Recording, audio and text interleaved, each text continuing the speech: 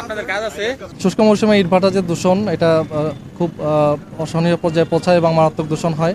তো সেই আমাদের ইট প্রস্তুত ভাটা স্থাপন নিয়ন্ত্রণ আইন অনুযায়ী আমরা আজকে এখানে মোবাইল কোর্টে এসেছি ফটিকছড়ি এলাকায়।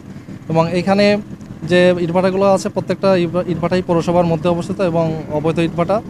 এখানে জ্বালানি হিসাবে লাকড়ি কাঠ ব্যবহার করা হচ্ছে, যেটা বায়ু দূষণের অন্যতম একটা কারণ।